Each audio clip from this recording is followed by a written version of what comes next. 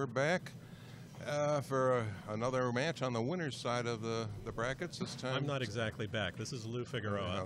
Well, I'm back, and this time I've got Lou Figueroa in the booth with me. I want to say a warm good evening to all the AZ monsters out there, and just say very quickly that it is my great pleasure to be here in the booth, although there really isn't a booth, with one of my idols, one of my writing heroes. Oh, I'm getting the shush. I'm going on too much. I can stand it. With the great George Fels. You know, I don't think there's one of us out there that doesn't immediately open up Billiard Digest and turn immediately to the final page to see what George has to say. Tel Aviv for centuries. So I'm here with a great guy from the Billiard Digest. Actually, we haven't had Tel Aviv for centuries, but you get the idea. I get the idea. I'm flattered when people begin with the back page. Anyway, we have Tom Karabatsos and Jeff Mohl on the winner's side. Two fine straight pool players, two friends, so I'm not going to be happy to see anybody lose here, but that's the nature of the beast. I had the opportunity to play at Tom's room the last time I was in Chicago and meet up with Dennis Walsh. And we got to play. It's a beautiful room, great GQ, food. GQ, isn't it? Yep, down in the meatpacking district. West Loop, yes. Two-rail drink on the break, that will cost him a point. And that scratch does count towards 3 consecutive scratches, whereas failure to drive 2 balls to the rail does not. George, do you like coming in short on that shot, or do you prefer to go to the end rail? I know of at least one teacher who says you vary your response to that question according to how new the cloth is. What Grady Matthews recommends is go short if the cloth is new and go long if it's old. Daniel DiLiberto says that makes no sense whatsoever. I don't believe I've heard that before. That's a great insight. I had never heard it before Grady introduced it, but Danny says, what good does it do you now that you have? It makes no sense. All right, Jeff successfully makes the opening shot, and the balls he has to break the remaining clustered balls. He can choose from the 3 or 7, apparently. Looks like now, one thing I noticed during my brief time in the sun out there is that the balls don't come off the rails very much. They have a tendency to stick a bit. Yeah, the dehumidifying in here could be a little better. I mean, we're not soaking wet, but enough to affect play. Right, it's sticky out there. Yeah, the weather is truly hellacious, and I mean that literally with the heat. And it's awful. I mean, the room's AC ventilation system would be working triple overtime to keep us comfortable in weather like this.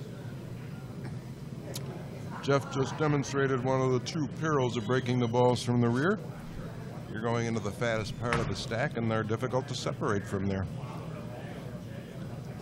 He had hoped to come off the balls rather than go through them, and now he's going to take a foul because his opponent has the first.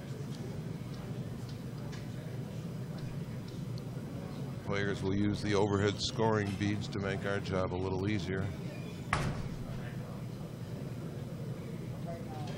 Now, do you happen to know, is Tom from the Chicago area? Yes, he went to Lane Tech here in town. Former collegiate wrestler, although appears to have slipped somewhat in terms of shape. As we all have. Yes. One of the pitfalls of too many birthdays.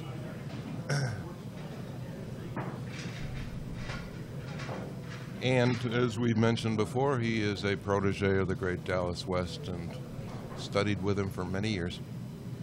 I had the pleasure of taking a lesson with Dallas a few months ago. I went out to his studio there. Pleasure. I'm sorry to hear that he closed that room in Rockford, because State and Madison was one of the great old school pool halls.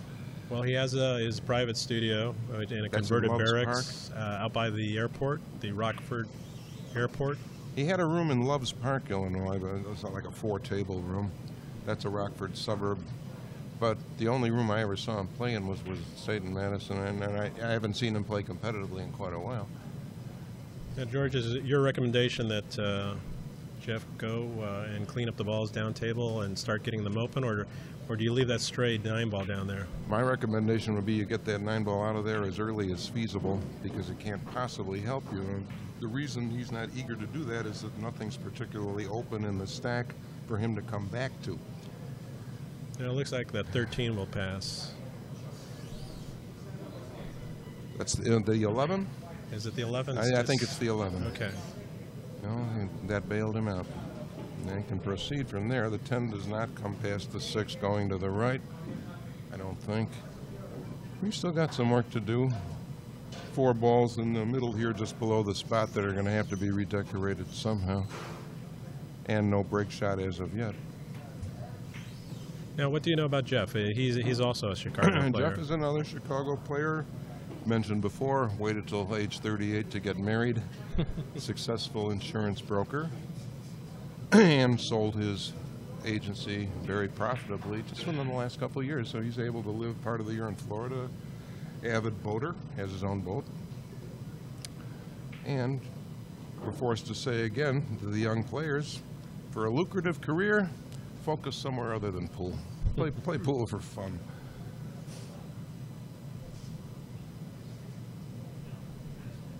Now, chances are he may go after that 9 now. Now's the time to go for it because he can come back to the open 3. Right. There was very little open before. Well, he's got that himself 10-14. I don't know if the 14 passes. It looks like it does. So he can come It's up close. to that side of the table. He's straighter than he'd like on the 9. And now he's what we call belly hooked. And this is another affliction of the aging.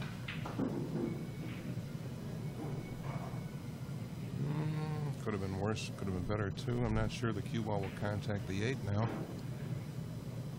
It looks like he's going to have to do something 2 rails if he comes off that 3. Yeah, probably low inside English, low right to avoid scratching and come off the side and bottom rails in that order.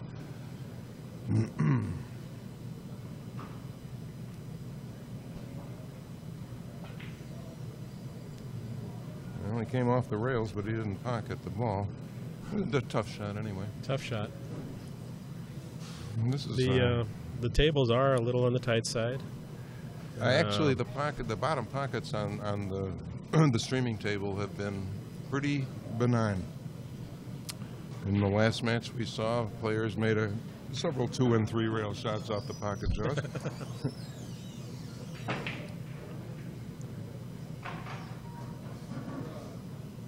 Tom is very good at those off-angle long shots. Nonchalants them as though they were dead. Now, unless he does something with that 12-14, it looks like the 15 is a usable break ball. It's a break ball, not a particularly good one. It's a little close to the side rail and a little low, but it's the only one right now. If he can get to the other side of the 12 and 14 somehow, and it doesn't look like he can do that off the 8, but if he can get to the other side of the 14 and 12, he might be able to manufacture a better break shot. Now, the 8 ball itself would be a potential Not a bad break ball. side yeah, but then he has Side nothing to pocket. shoot now. But he's got to do something now. So that goes by the wayside. I think he's probably going to shoot the 15 and try and get the cue ball over here on the right side of these 2 striped balls. I'm thinking the 14. I think he wants to open up those 2 balls that are close together. I'm thinking he wants to use one to move the other. He's probably going to come off the bottom rail and bump the 12 ball up 2 or 3 Bump the ball 3? widths. Or the 12, either one. As it happens, he missed them both. Now he's got a problem. All 3 balls are makeable if it comes down to that. I don't know why he'd shoot this one because, like you say, it's his only tangible break shot right now unless he does something. The 3 is tough, the 12 is tough to make and control. Oh, nice. He made a great effort to come cross table and bump that out. Well, even if he had bumped it out, he'd have bumped it out pretty low to the point where the only point in the rack he could have contacted would have been the last row. Well, but it was a good try. He's like most pool players. You idealize the perfect outcome. If he hits that perfect, the cue ball stops right there for what the 3. What do you know? The outcome was less than perfect. How did that ever happen? How did that ever happen? I've never seen that before. No, it's unheard of. I'm singing the universal pool playing lament right now. I got a bad roll. Yeah, I wouldn't have been there if I made it. Nice. That's the logical safety. A little on the soft side. This is certainly makeable, the 3. Makeable, but there isn't really much he can do with it besides graduate a ball. Neither ball is going to work to get position for the other. Have to get awful lucky to come out of this with a break shot. I'm guessing the 12 somehow. will interfere with the racking? Well, if he shoots the 12, he'll run into the 3. It looks like it's below the rack. He might try go up and down the table here. I don't recommend it, but that's what he might try because the 12 will work as a behind the rack break shot. Ooh, a little short. Well, now he left that opportunity for the... Yeah. Lies a little wide, and it could be the only ball you can contact with it would be the corner ball, but that's the one you want to hit. Do you go back far enough in St. Louis parlance that you remember the room at Grand and Olive? No, I moved there some 20 years ago. It was an Air Force assignment to Scott Air Force Base. And so Grand and Olive was before my time. Blackie Lesueur and some of those other. Lesueur, I remember him. Some of the other great. Louis Roberts, of course, from St. Louis. It's just a head case. Never got a chance to see them in St. Louis. Right. Someone's going to have to describe to me exactly what he had in mind there. Maybe bump out the 12 if he bumps it. Or it comes either that out. or the 12 is in the rack and he was playing position. I'm thinking it's in the rack. I think it interferes with the rack. If you look at where the spot is on the screen, it looks like. And that's what he's checking to see. Until 2008, by the way, what Jeff Mohl just did would have been against the rules. But a rule change now allows you to put the rack on the table to measure that. I thought the rule was that if the rack was not drawn, if the triangle wasn't drawn on the table, the player could do that. But prior to 08, the only instrument you were allowed to lay on the table for measurement was your cue. Huh. But the rule, it was Dennis Walsh who clued me into the rule change. The rule was changed in 08, and you can re-rack the balls if something is loose. Nice touch. Look at that. That was excellently done. That's pretty gorgeous. And there's a reward. So Jeff had to manage the speed of all three balls on that shot. Very nice. I don't know that Louis Roberts spent a lot of time in St. Louis, despite the name. He's almost always on the road. Right. I actually Arizona when he died. Saw him at the Jointed Q in Sacramento, California for one of the Father's Day tournaments that Terry Stonier you would hold out there every year. Yeah, I remember. He made it to the finals. That name. Paul Brienza used to be the house pro there. He made it to the finals and came out decked out. I don't recall whether he was playing Siegel or Rempe, but it was playing in the finals. Came out decked out like Elvis in a silk shirt and platform shoes.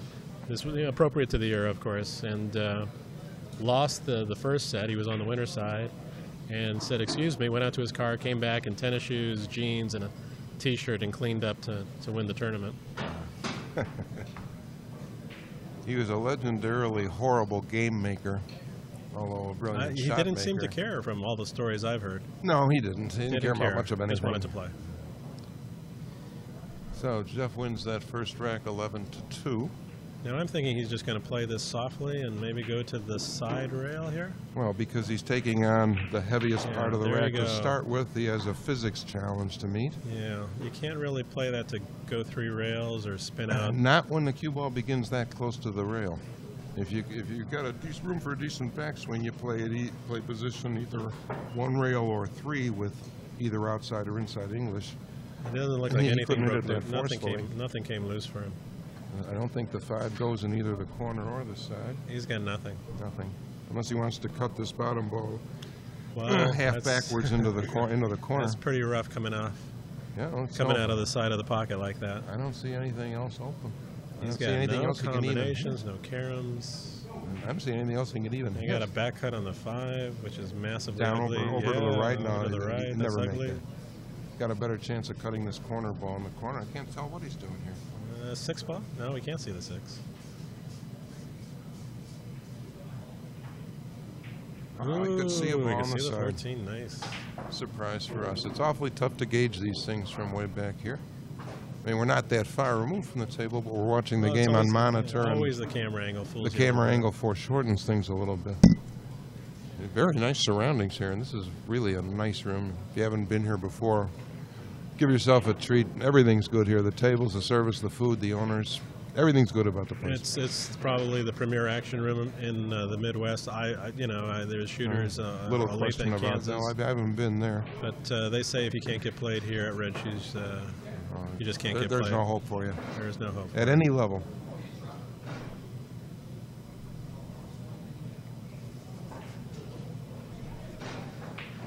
A lot of one pocket, a lot of bank pool. A lot of bank pool. And obviously straight pool. I think, George, don't they have a couple of leagues going here for the straight pool players?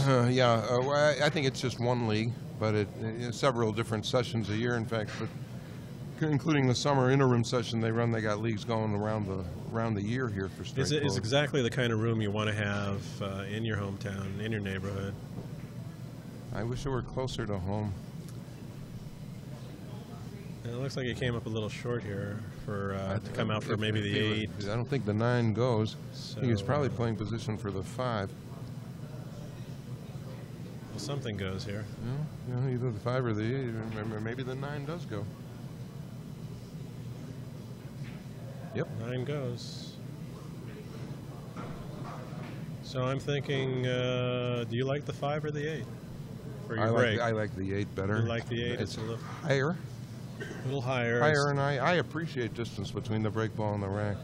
Now, do you care at all for that?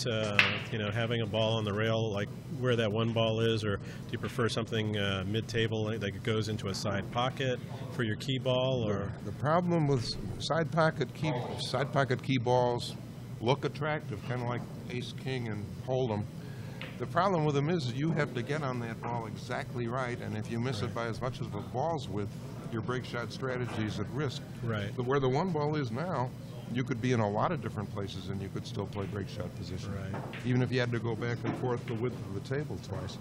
So I would favor leaving the one ball for a key ball, unless you're talking about a ball that's very near the side, so you can wind up in a number of places and still play it there. Ball out in the middle of the table is difficult to set up correctly for the side. Now, a pattern that I see a lot now by some of the modern players, especially like John Schmidt, would be to leave the 13 as your key ball and the 10 as your 13th ball. So you would play to get on the 10, get on the 13 with a little bit of angle going up table, and then draw up table. Well, it's kind of an interesting thing having played around with it. If you hit if you end up fall perfect on the shot, you can just drift over for the break, or you can go to the side rail, or you can go one rail if you've got a shallow angle the other way, or you can come 2 rails out of the corner. It's kind of an interesting pattern. Yeah, you can do those things. If I had my druthers here, I'd play position for the 11 ball, because I believe when more than 2 balls are open to the same pocket, you go to play the middle. The middle ball, first. yeah. You and I are of a like mind on that. Maybe I read that in one of your books. Could well be. And I think from here you should play position for the 13 or 5. No, now you should play the 13 now, because I don't think from the 5 you can get position for the other balls.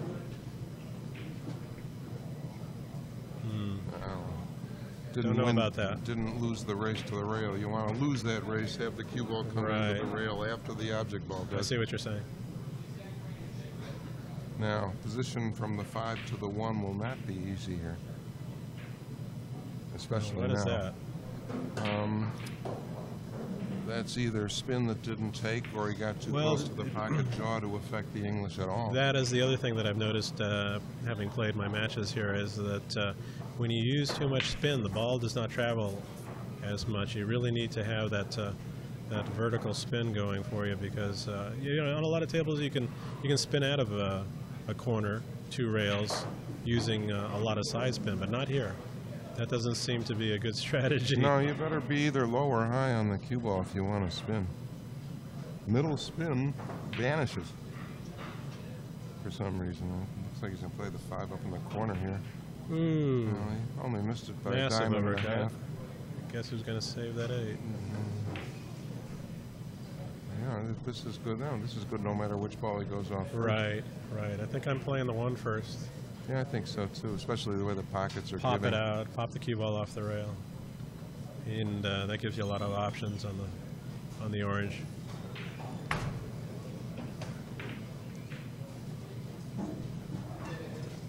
Oops. Okay, so he did all right this is a pretty standard 2 rails out of the corner. 2 out of the corner, or 1 with inside English. Just it all depends on how the way thin you these have to cut tables the are ball. playing. I don't know if I'm going 1 rail. Oh, he went 2 rails, but I think he jumped up a little bit. He might have. Jumps very well for a white man. Huh?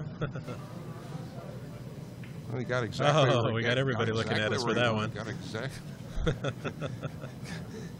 Got exactly. Watch it, where he Jordan. wanted We the are cue on the ball. south side here. Yeah, in basically an African-American room. All right, this is a touchy shot. I mean, you basically got to go 2 rails here. 1, 2, and hope it dies off that right. And, you know, the rails are a little boingy. Speed up just when you don't want him to. But he does have a slight angle. Control. So after a not particularly scintillatingly played 2 racks, we've got a score of 18-8. Plenty of mistakes by both players so far.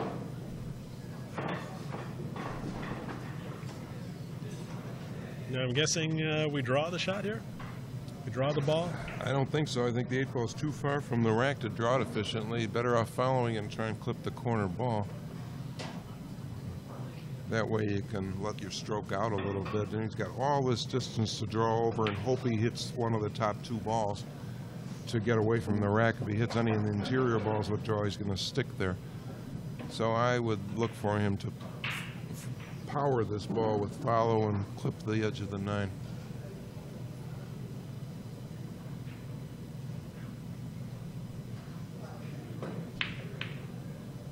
Seems to be an issue with the score. There have been fouls. To score after 2 racks should total 28, and yours totals 26. 18-8 doesn't it? Isn't it 18-8? You know, one of you has too many because there's been 2 fouls. We now agreed on a score of 17-9. He could also draw the cue ball into the 9, but I don't think power draw is the answer.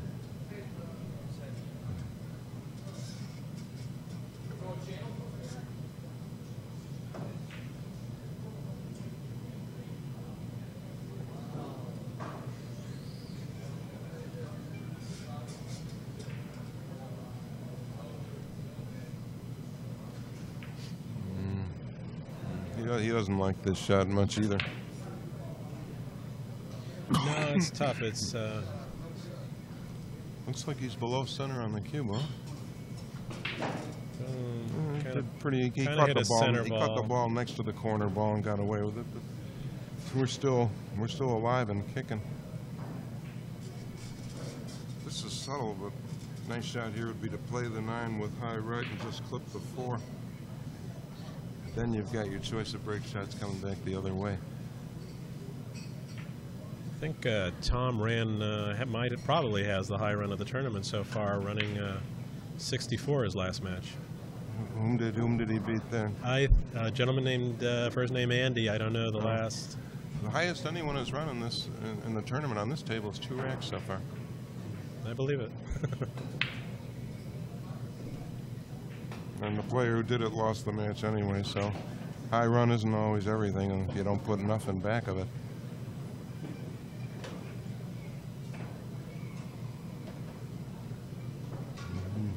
Nine ball will do most of the work here. Right. We only got 2 moving. 2 moving. But that's all right. Considering how close those 2 balls were to each other, you really couldn't expect to have much impact on the remaining cluster. Now I'm thinking you might want to use that 5 ball. The angle exists, but the shot has many pitfalls. There's no including getting left underneath the balls just like this. Ball. Yeah, if he has something, he's going to be lucky. He's got the 10 on the side, or whatever that ball is. Yeah, it's a 10. 10 on the side. Doesn't have. The 4 is a half-assed break shot. Now the 10 and 11 are tied up. 10 and 11 need to be wiggled free.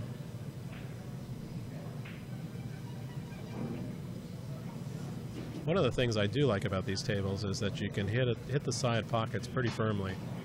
A lot of tables that I've played on recently, the side pockets, you have to play a very slow speed to them. And you can use pretty good speed on these side pockets, which is pretty useful. They aren't bar boxes. Side pockets are the biggest tables, the biggest that a regulation table has to offer you.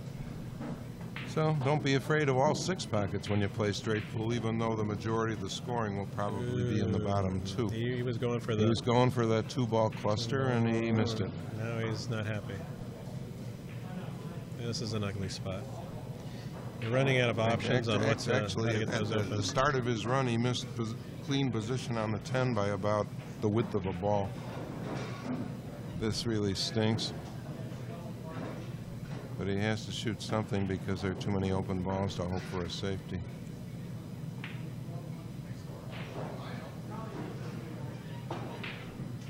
Oh, just barely missed Valiantly struck, but the pockets aren't quite that forgiving. A lot of 1-pocket players would have thought about leaving the cue ball behind the 1 ball on this rail.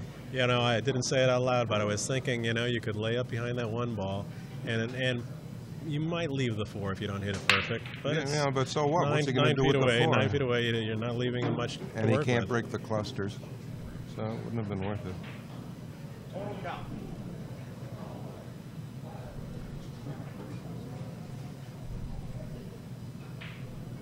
I guess he wants to hit 10 ball first rather than rail first. I think you'd want to hit the 11 here.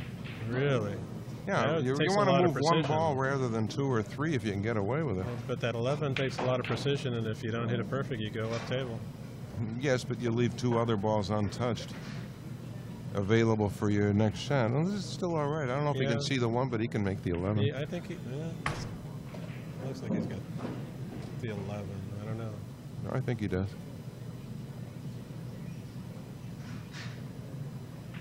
Right there.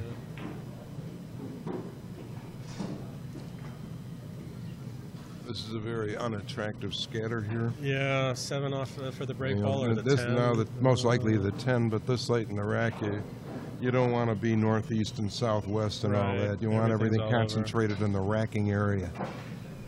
So that would lead me to believe you'd prefer the 210 because you can stay close on those last 2 balls. Yes, either one of those, but I don't like where the 7 is at all. And now he's going to be fairly straight with it, so he's going to have a hard time getting to the other side of the table. Well, he did get inside. He's got an angle. He's got an angle. Half a ball.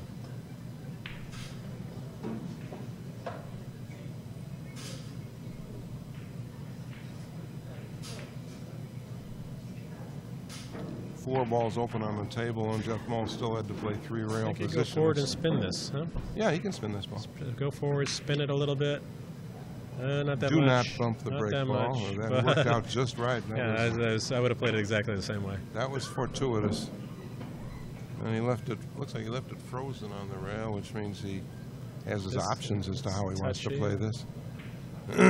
But most players would use a touch of low right here. That's nicely done. Yeah, he was worried about boinging off too far. And it worked out to be a 1-rail bank. Would you ever, I mean, in a tournament, play this off the rack? Depends on the score. I'd like to have it a lot more proximate to the bottom 2 balls. No, we got to bring the balls down here. Yeah. Not from where it is now. When you play the ball off the rack, what you want is the bottom 2 balls in quick succession. The ball above the corner ball and then the corner ball. It's no good to split them. The ball won't go anywhere. But if you take those 2 balls in succession, the angle is towards the corner pocket. The shot sort of lies that way, but I'd rather see the object ball close to where it needs to go. Right. So that I don't have to worry about aiming it when the shot is low probability to begin with.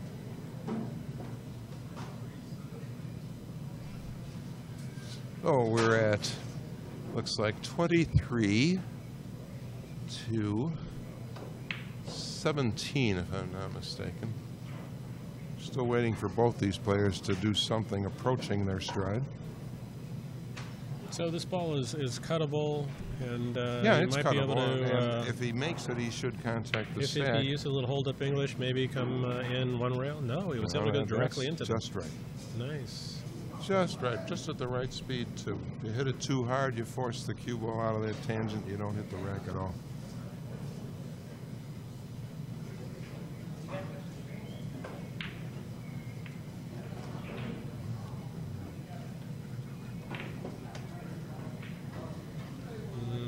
that. I didn't like it at all. Don't think you do that. The game exacted a penalty for that one. Yeah. As it should have. That was no Yeah, shot at all. it was far too early to go into those. Play position for open balls, and He had more than enough loose, and that's something that Dallas stressed. Nor did he quite a have. few He times. didn't even have an insurance ball for that. He was going to take his chances on where the cue ball rolled, and it went into hell. You know, but you're out there, and you got that little guy in the back of your brain saying, you know, Ooh, look, I can go into him here. Loosen him up now, baby. More shots, more shots. Got to be patient. Yeah. Mosconi would always pick off the loose ones before he took on a cluster, and there wouldn't be much left besides the cluster and the break ball and the insurance ball when he finally chose to break them up. But he had such exquisite control that he could afford to do that. A lot of these players want to hit them early. And you should take care of your problems early. The game imitates life. He may have bumped the 13 enough to where the 7 will go now. Looks like he did, because that's what he's playing for. And this is good because he's the 9 ball. Yeah, play the 7 in the corner, break up the 7 mass ball slightly, and the 9 ball is your insurance ball. Or the 11, either He's one. got a lot of options. Yeah. He's got those 5 balls in the middle that are a little ugly. Options are what you want. I don't know if the ball above the 3 passes the 3 or not. But he can break them up from here if he likes. There are things I'd have rather seen him do. I personally prefer to break the balls from above because it's easier to get the cue ball someplace favorable. Here he's not only going to have to go into the stack, but he's going to have to go past some of those balls, or else wind up underneath them, and he doesn't want that. No, I imagine he's going to go right into the 3. No, he didn't do that. He chose discretion there. He could go from the 8 to the 11 now if he wanted to. He's going to have to do something with those balls in the middle. He's running out of things. The 8-11 he's got. Here's a good point for our followers to recognize. By playing this 8-11, he's going to be breaking the remaining clustered balls in the direction of his break shot, and that's not particularly good. No. You'd like to have a break shot where you can break the remaining clusters away from your break shot so it stays there undisturbed. We'll see if the 1 ball's still available after this. Might head towards the 1. Okay, he's all right. He worked out okay because the 14 came down with him. The 3 still blocks the corner pocket from the 4.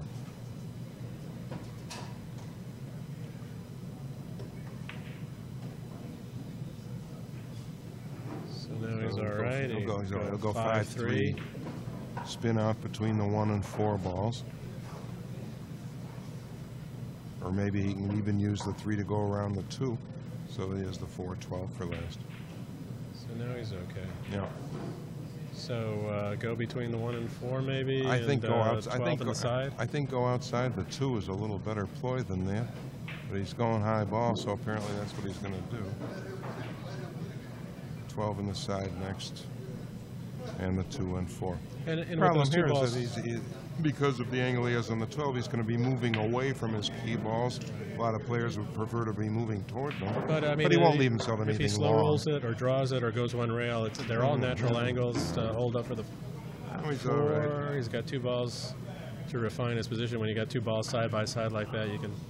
And he's taking the 4, which I believe is correct because it's easier to obtain a favorable angle on the 2. He underhit it a little bit.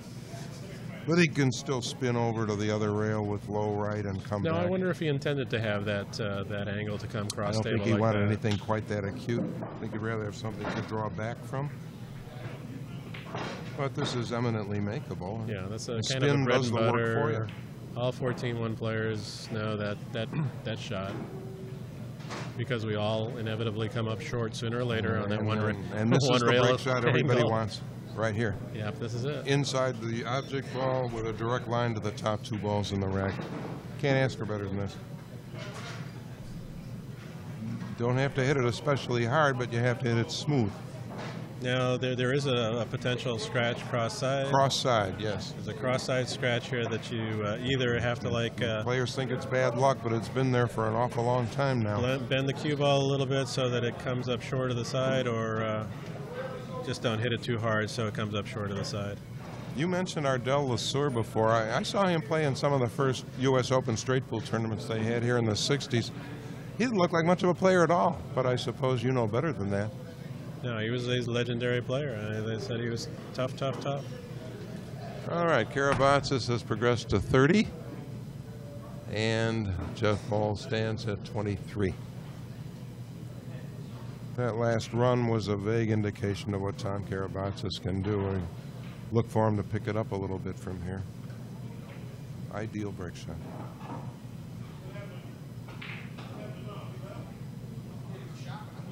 He was about to go back into the stack there, but he arrived at the stack at the right point in time.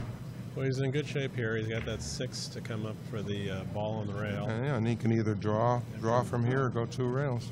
And from there, he can break him up from behind the stack. I think he's probably going to go for the ball on the rail that you mentioned and then go for the 7 on the side. I was thinking he'd go straight for the 9, but... Because, I mean, from the 7, what does he do? The lower stripe is in the way of the 9 unless he comes all the way to the bottom rail, which he could do. Or he could play this as a stop shot, and the 7 on the side is a nice break shot into the cluster. Right. But the important thing is that he has attractive options here. Does he have a dead combo there off that 10 ball? I don't think so. Looks like it's going to go away wide. Oh, you mean the 4-9? No, the 4-13? 4-13? It looks to be on, but not dead.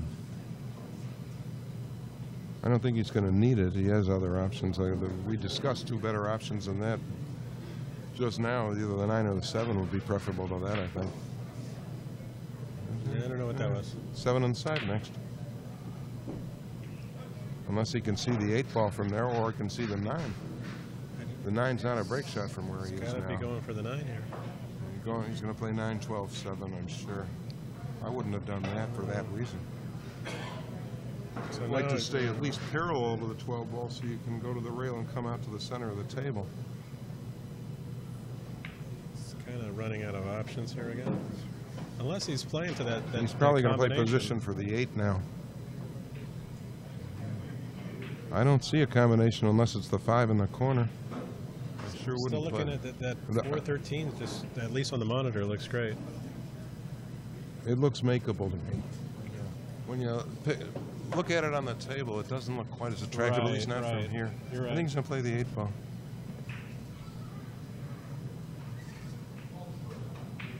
And then he overcut it badly. That was gruesome. Ugly.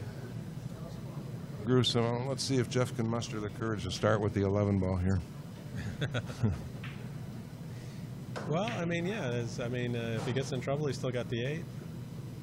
He's got the 8 from almost any place, and if he can come down the left-hand half of the table, there's no scratch. Yeah, see, here's an example. If he shoots the 11, where the spin on these tables doesn't take quite as much as you're thinking, so well, let's forget about that for now. Let's hope he doesn't use this as a break shot, but he sure does. Did, and he's going to get away with that. Sort of. Kind of, maybe. Not 14 on the side, no bargain. It's ugly. 5 on the side, no bargain. It's 3 ball, ugly. 3 ugly options. Shoot the 14. Unless the 10-14, the 10-4-13 goes. You already got lucky that the cue ball is loose and there are open balls. That was a low probability break shot. I mean, the shot itself was easy to pocket, but there's so many things that could go wrong with the break. Has to be hit at exactly the right speed. All right, that was courage.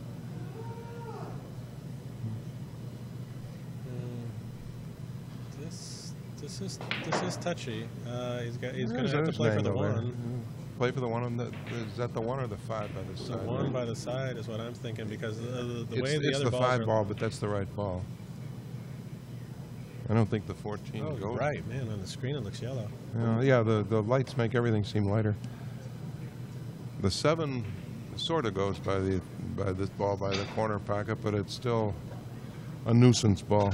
I'm thinking this is 3 rails. Yeah, 3 rails and get rid of that ball, that hanger down here. And from there he can do a lot of things. From there the 10-4 would appear to be dead. Ooh, he's playing for something else. I think he was trying to get inside the 7 ball. Well, you know, looking at the table instead of the monitor, he's got plenty of pocket to work with, or he could even go. Yeah, I think he can get by the 13 off the pocket jaw here. The pocket's been permissive all day. All he has to do is hit it softly enough. Or he could play the 7-13. That's kind of a desperation move. I'd rather see finesse than power. There. Yep. Ooh. He could have gone inside it and wiggled the ball through those jaws. Yeah, he didn't need to do that. There was no upside to playing with that 13 ball. I don't think he intended to. I don't think he intended to carry him there. Or maybe if he was playing it too finely because it would have been easier to finesse the ball through the pocket jaws. So now we're going to go here, get that ball. 14-7 and stop, and then play either the 10 or the 4 next. Roll forward a little bit, maybe to get one of those balls. Get one ball off, and the other one will be the break shot. He just executed what the snooker players call stun run through, which means follow of a ball width or less. All right, so he's in control here. Sounds like this is looking really good. Sounds like it ought to have the adventures of in front of it and old radio serials. But that's what they call it, and it's a real art. So this is 2 rails? Sure. If you go 1, you don't get a good bing, angle. bada bum. There we are. There it is, perfect. All right. I like that shot. Karabatsos builds the lead. Looks like it's going to be about 40-27.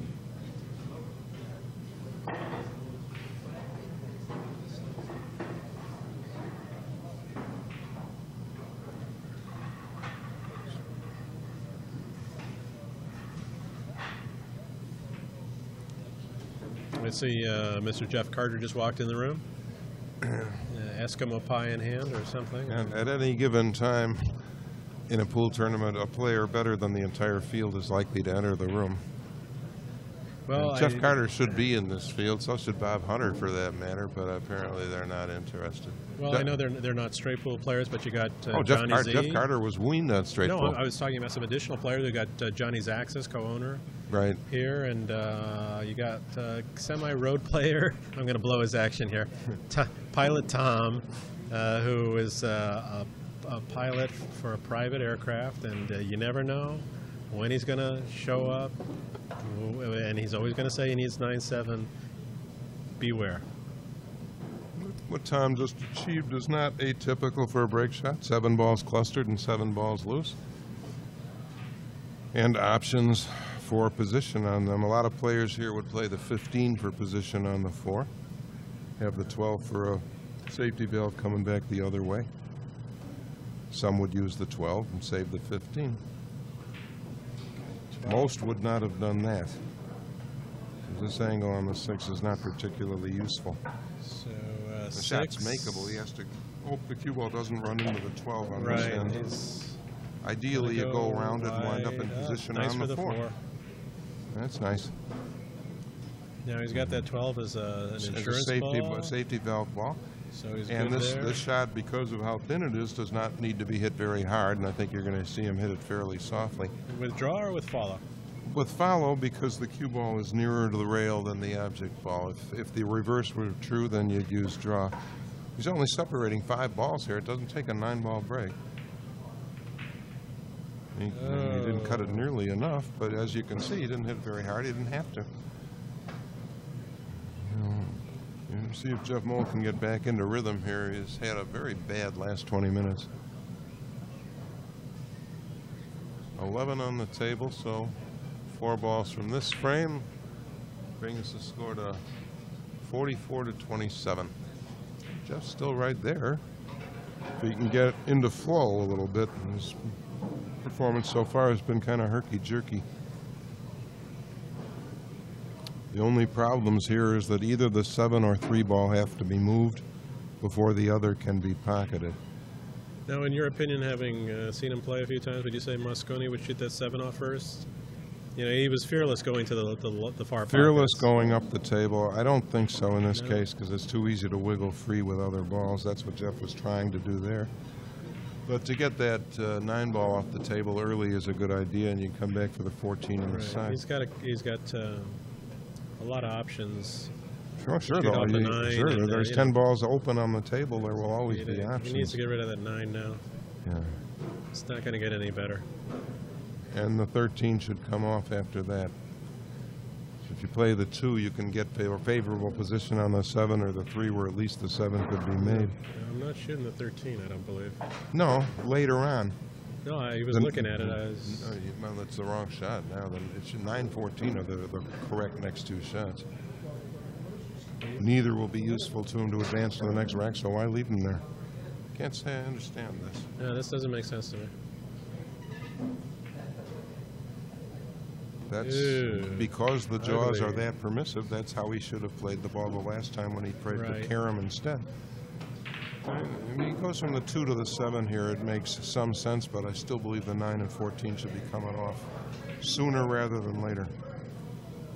Okay, he's out of trouble. He's got a lot of patterns he can play here. And the 15 is a minor problem, not because it's a hard shot, but because it blocks the pocket from the 1. The 1 ball cuts off a lot of access to that ball.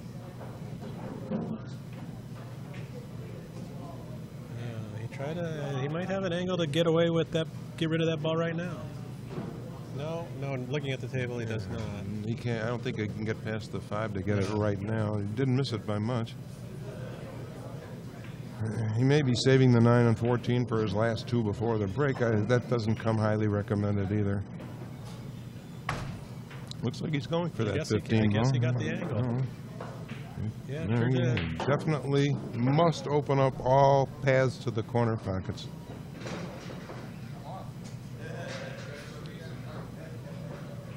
So it looks like he's going to take care of these. This 1, 3, 4. 1, 3, 4, 9, 14. I guess a lot of players would have preferred to leave the 1 there. The 5 is kind of low. And he's a little straighter on the 3 than he actually needs to be, but no real problem. Now here we're going to get a validation of your theory about how perfect you get on the side pocket. You know, because that's right. That's where I think he's headed. He has a good ball to approach it with. I mean, the 9 ball should get you ideally on the 14, but he still... It almost makes more sense to take the side pocket first. You would think that the 9 ball would be easier to get a good line on the 5. It gives you a lot of options. It gives you 2 rails. It gives you 1 rail. It gives you two 1-rail shots. Let's see how straight he can get on this ball. He used a little bit of inside English to hold his cue ball up. That's not bad. Could have left himself a little more room for a backswing, but he's still all right. I don't know. It looks like he might be going the wrong direction. No, I guess he's all right. He's all right. That's an interesting thingamabob he has to protect that personal cube of chalk of his. I think he wanted another 6 inches of draw there. No, it juts out of his back pocket, so he can just reach there, and it pulls it right out, and it holds a piece of chalk. We used to see players use the cube of chalk right in their bridge hand, form their bridge over it so that nobody could get at their cube. I tried that, and it hurts like hell. I tried it. Those corners are sharp. I don't think there's a pool player alive that hasn't tried that at one time and then found it's not so easy. I never found a piece of chalk all that valuable, although I've been in many rooms where they were offering you paper shells. Well, now we do have $25 a cube chalk available. Yeah, paying $25 for a cube of chalk impresses me like paying $100 for a cigar. You pay much more than $5 for a cigar, you're paying for somebody's name and not a good smoke. And the cube of chalk, which isn't even real chalk to begin with, should not be costing $25. Sorry, man. These guys over here. Also, who is it? Tom Karabatsos and Jeff Mohl? No, straight pull. Oh, it's qualifier for the World Championship. Jeff Mohl chooses discretion over valor and gets a reward. Gets rewarded. Any harder and the cue ball would have been flirting with the right-hand corner, but speed, cue ball speed is everything, including on your break shots. If you get good rolls out of your break shots, it means you hit them at the right speed. It looks like he's loading up here. It looks like he's going for the big kahuna. And there is risk in that. Nope, he played choked it down. And that's one of the risks. Didn't have enough of a backswing to get his cue ball clear of that last row of the stack, and that last row of the stack well, that's an is interesting formidable. point about that short bridge he had to use there. didn't provide him with the backswing. You need a He needed backswing if you want cue ball action, and you can't really get it when the cue ball is that close to the rail, Right, because right. the top is all you have to work with. Now, on the other hand, the Filipinos would have been on their fingertips off the back of the pocket And jacked up high. and jacked up and had an 18-inch bridge. And then jump the cue ball into the stack.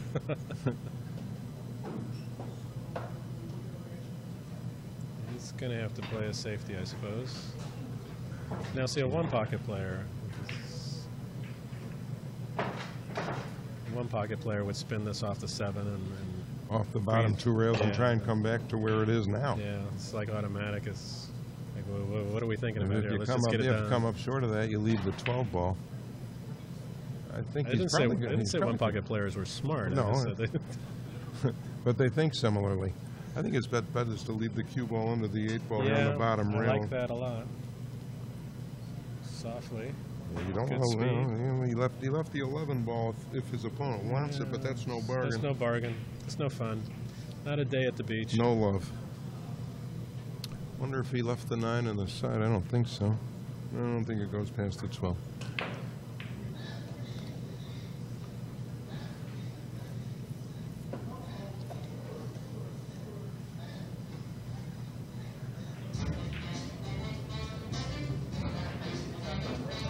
Well, he's going to go for it. He's going to play it up in the left-hand upper pocket. And he made Goes. it. He got it. No. Nope. It's hard to tell when Right. these pockets are going to say yes or no. I thought he made it when he hit it, particularly because the pockets have been showing some give, but the 2 pockets nearest us have been more generous than the 2 pockets farthest.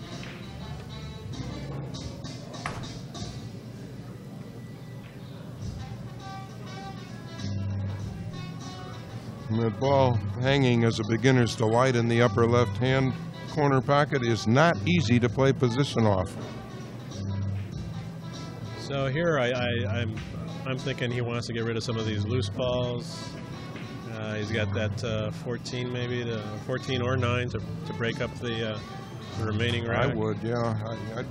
You want to get them open as early in the sequence as feasible, and especially with a ball up at the other end of the table. Going to be an insurance ball from pretty much anywhere. I don't think he has a very attractive angle for the 9. If he plays the 2, the cue ball will be intercepted by the 14.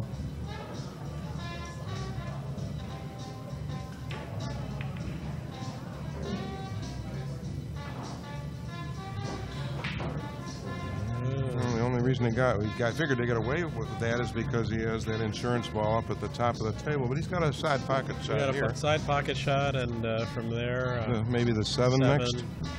Got to be the 7 because it's blocking the corner pocket from 2 more balls.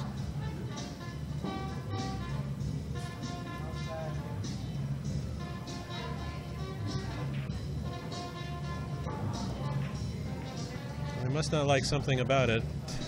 Well, he's going for the 7. Going to go for the 7 now, and I think he's going to try and bring the cue ball back into that cluster, which I don't particularly No, like. I don't like it either. He can play the combination shot now. Admittedly, it's different when you're out there, but you know, it is, from up here, it's it also was different because of that hanger in the upper left corner. right. Yeah. But it's still, the break shot he just played is low probability, high risk, and we don't recommend it to anybody unless nothing else is out there.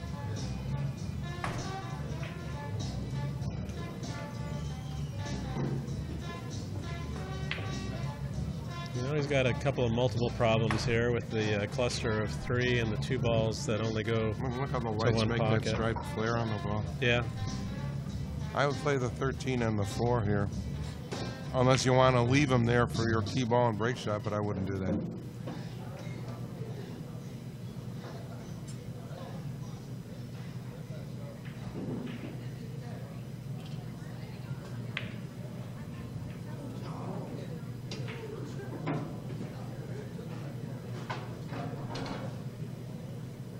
Softly to those 2 balls.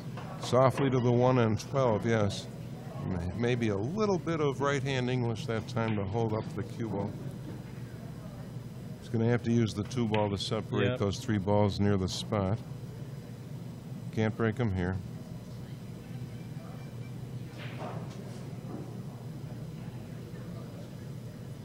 Now, Is it possible for him to use the 15 in the side? Is that? I'm looking to see that. I can't tell if he has enough room for that or not. What he might consider doing is playing the 12 softly enough that the cue ball passes the 1. It shoots the 1 back in the other corner.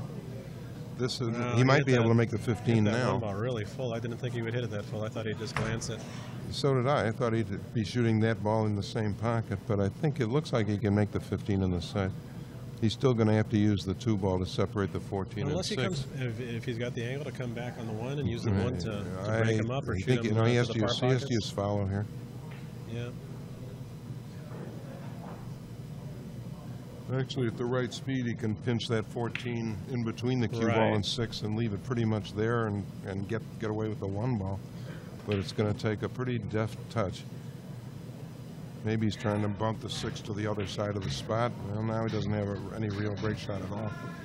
1 ball maybe, but a tough position to cut the 1 that thin and still come up with something useful for the bottom rail. Maybe the 15 ball is what he's going to end up having it's going to be 6 and 1.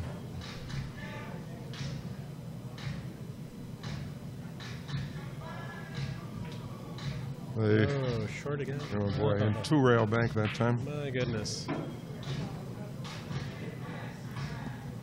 Whoops.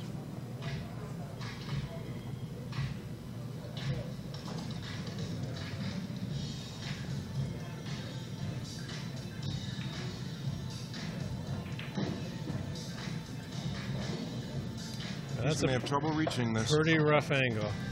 And he might be jacked up. If he were left-handed, it'd be fine. This is one of my worst shots. His right-handedness and his belly are both going to be working against him here.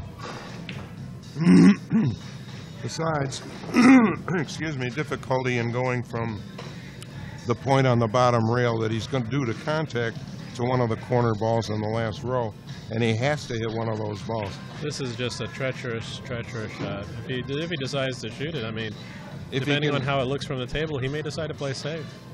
If he can reach it comfortably at all, he's going to have to contact the 10 coming back. So it looks like maybe the rack is in the way a little bit. In the meantime, for him to cue the ball. He has reclaimed the lead.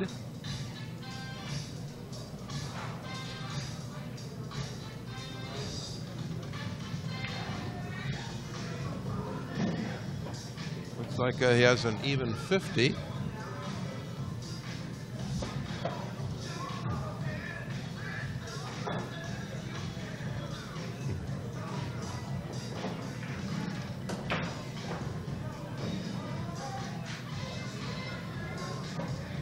Looks like he has 51, and Tom Karabatsos has 43. I don't see myself shooting this. There's just too much I just can't imagine how he's going to reach it to hit it authoritatively. He's not going to even try. To play safety off the corner ball. Stick the cue ball on the ball next to it. That's in my book too. Don't want to commercialize or anything. No, you should. It is. Here's the shot he might have played to begin with. The safety that Tom is playing now. 2 rail, get it back, get the cue ball back to the stack.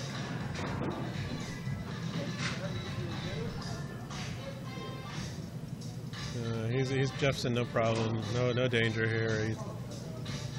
The obvious safety is to drive the 7 into that ball in the center of the table and stick the cue ball against the cluster. Now, do you stick it to the cluster, or do you go all the way back to the end rail? Do whatever is easiest that's still productive. Drive the 7 into the 10 here, right, and leave the cue ball against these stacked balls. You could come back to the rail and then into the bottom row, but my way leaves him in between 2 balls, which is a lot harder to escape. And he's going to do the most benign thing of all. Well, I think Tom's going to shoot this. As Coleridge said, simplicity is genius, but I don't know if he's going to get away with it. That 14 ball is makeable.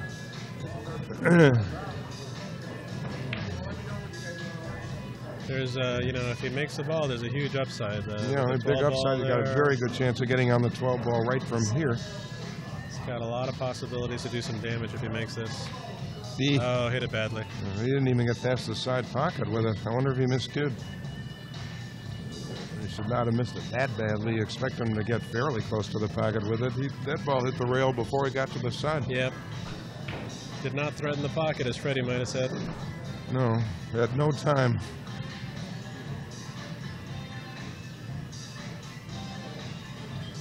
I guess Jeff is probably going to try and draw enough with this to get a decent angle on the 9.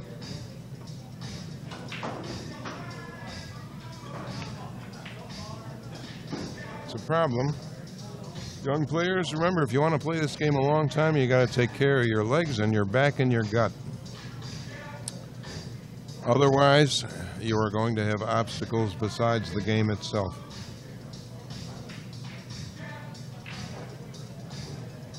Take care of your gut, the back should take care of itself.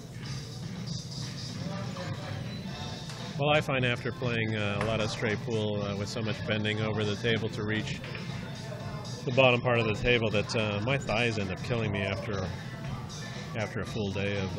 As with many sports, stretching is beneficial, and since everything in pool is forward, we're talking about backward stretching. Right. You know, back bends, the flying position, stuff like that. They're all useful. You'll learn about these remedies when you're arthritic. That was Jeff nicely is looking played. increasingly comfortable the way he's managing the cue ball.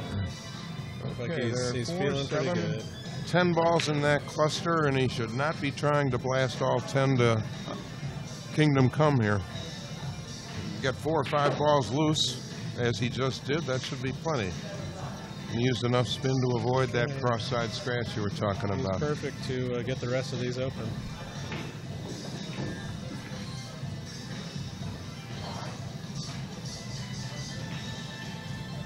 Can't tell if that 5 ball passes the 6 or not. There's some players who would consider hitting this 3 ball with a lot of outside draw here and trying to make a break shot of it. No. You have to remember about a shot like that, the draw does not take effect upon object ball contact. It's going to spin past that point before the draw begins to take hold. It's a dangerous shot, but it's the only one that leads him directly to the stack now as the balls lie. It's not the only way to play the shot, but that option does exist. He may have tried to do that and just didn't get a hold of it. I wouldn't be surprised if that was the object of the shot. Provided the 5 goes by the 6, it looks like it does.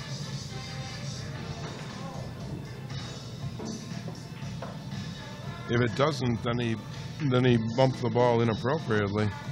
Also, I'm looking at that 12-2 for the side. Looks fairly close from here. We can't really tell. Oh, my goodness. Very nice. Jeff Mohl bails out with a subtle little carom and a generous assist from Pocket Jaws 1 and 2. He's looking a little more comfortable at the table than at the beginning of the match, and a little bit. He's playing. You know, when you're starting to feel it, those shots are not looking so tough. Hurry up! I don't know if he got there for the 8 in the side or not. I don't know, boy. It's really, really close. I'm gonna guess he didn't get there. If I have to guess, he didn't get there. But he doesn't look too bothered. I mean, his body language is such that he still needs a ball to separate those middle 6.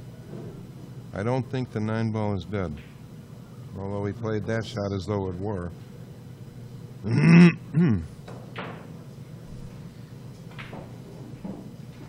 Well, he's gonna play it. There we are. It was dead. 4 on the side is the shot here. Right? 4 on the side, yeah. Loosen it. Those balls are a little too close for comfort, so you kind of air them out, as some players might say. Air the balls out a little bit, give them some breathing room. Mosconi would have saved the 13, 4, and 9 because he was that precise, but most of us aren't Mosconi. No, the mortals amongst us. We'll miss that deuce like that. That's what we do. What happened there? What do you think happened there? It didn't look like he jumped up. No, I think for a while. It's almost like the cue ball got trapped underneath his Q-tip, and it was a combination of or something. A cue ball curve, a very high ball, and possibly object balls that could be a little cleaner. That's usually what happens when cue balls skid, and he definitely got a skid Cleaned them right there. before the match, and I know they wiped down the table, so. Well, I would say then he got a curved path on the cue ball from a combination of English and an elevated cue. Oh, no.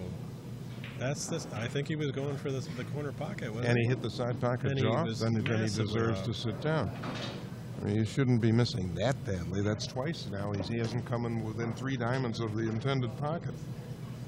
There really is no explanation or excuse for a miss that bad. And he shouldn't have been playing it for the side if that's what he was doing. If you have a choice between a corner and a side, a corner will be the best choice close to 85–90% of the time. Two very bad, unexpected misses from a player of Tom Karabatsos' caliber. Rick's got to be blessed. He wants to miss the 15 on the way to the bottom rail, I would think. Yes. And he did. So now he's in great shape. He needs to get to the other side of the 4, and again, he's left with a ball up table that he doesn't need up there. Well, this could be tough because if he doesn't get a shallow enough angle on the deuce ball, I think he's going to play for the deuce right now. Yeah, you can see the English. Bump into the 9 or the 4. There you go. That works. Well, that eliminates that problem. But I don't agree with leaving a ball up table that long. It makes a lousy key ball. It's gonna give him a problem here because he can't quite go for it now because the 4 is blocked by the 7. So he's almost compelled to take that 4 off now. He can't power draw it because the 9 ball's in the way. So he's almost compelled to go 4-9, and then you know, he's 4 feet away from what. I think he's probably going to go. Well, he's going to shoot the 7 ball first, and that means he's saving the 2 for last. It can be done, but I don't like it. You didn't want to do that. Well, maybe that was his thinking, because otherwise, what has he got for a break? It was a break before he bumped it. And it's a specious one now. It's low. And look at the key ball he's got left to play for it with. It's a miserable key ball. You don't want to be this far away.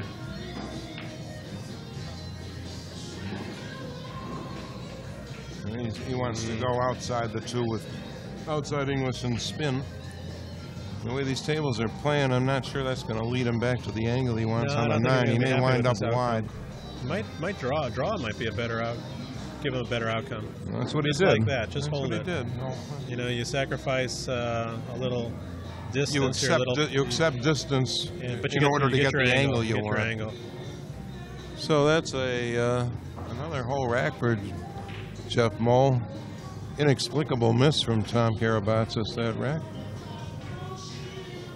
Well, I mean, everybody misses. We're human, but he was like you don't see players missing by diamonds. Normally, you see them missing by millimeters. Especially somebody. Especially like advanced players. Tom's a killer one. That last miss was so bad, I really couldn't tell if he intended the side or the corner. Exactly. And I'm sure he's eating himself. He's beating himself up over it. Yeah, he doesn't accept those things as easily as others of us might. So that brings Jeff Mohl to, I believe, 74. No, not that many. 65 or 6. 65. Tom Karabatsos is still in 44.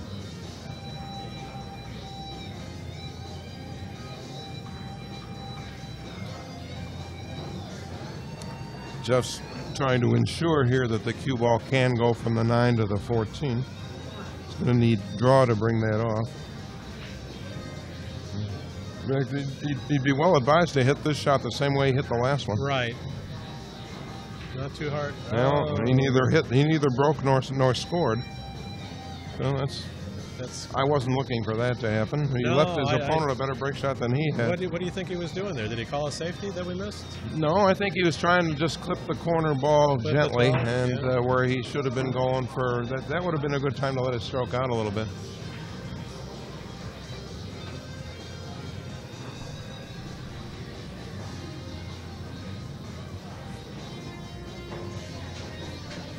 You notice that Tom is not afraid to take a decent angle to this shot. The balls must be broken here. That's just He's about got the right. 13, yeah. The ideal speed for the 13. That's tough. Yeah, you know, to step up to the table, you got ball in hand. You've just missed 2 shots horribly. You've been in the chair for a while. He still hit it at precisely the right speed. And he hit it just right. Could have been forgiven for overhitting that ball by considerable. And look what he did to this one. Yeah. Not only did he hit it too hard, but he rushed it and did not hit that shot with his normal shooting rhythm. Every shot must be hit the same. Break shot, hanger, doesn't make any difference. Who is a matter of repetition.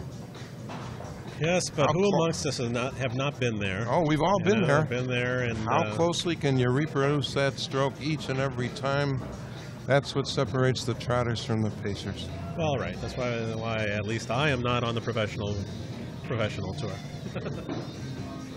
All right, he's got a lot of work to do here. Funny, it'd be interesting to know if the 13-6 is dead on the other side pocket. He tried to bump that 6 loose. If not, this is nowhere for him to be, but if the 5 ball still goes. This does not have to turn out well for him. He sees something we don't. There was a dead one. There was a corpse in there. I hope the 5 came out far enough. Yeah, he's all right. Okay. He's got plenty of room. 6-7 is, if not dead, certainly playable. 8 ball's a nice break shot. He's all right here.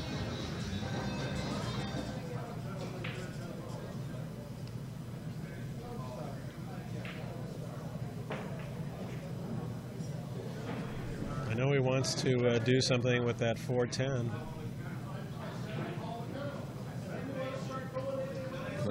Apparently, Karabatsos is disputing whether the ball was called. I'm sure it was.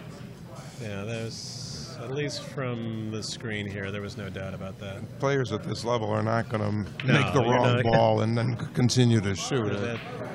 That went flying into the pocket.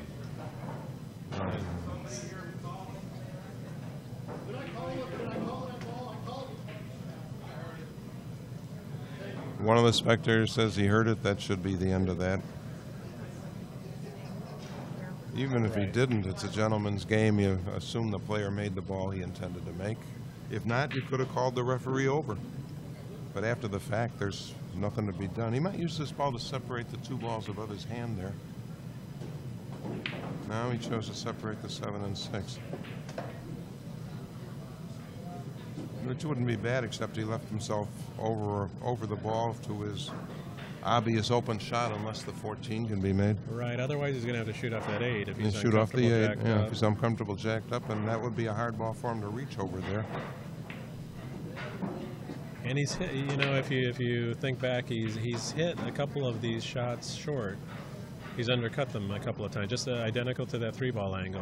Mm-hmm. So that may be playing on his mind too. He's going to go for the 7 on the side here, get position on the ball up table, which is good. Take the ball up table off early for a change. He's close to his work. He's close to his work, but it's still makeable. If he hits the cue ball medium or lower, he'll come down into these 2 balls here by the 8 ball. It should be a good outcome. Yeah, I'd rather not see him hit this with high ball, but it looks like that's what he's doing. Well, he's going to be lucky if he can get that 4 pass. Yeah, that's going to be touch and go. I think the 15 goes in the side, but that's not what you're looking for. I would have played that with a little draw myself, but it looks like he might have lucked out of this. Okay, so he's all right. Yeah, he can bump those 2 balls. Yeah, if he wants right to loosen him up a little bit. Now would be the time to do that. Make a break shot out of 1.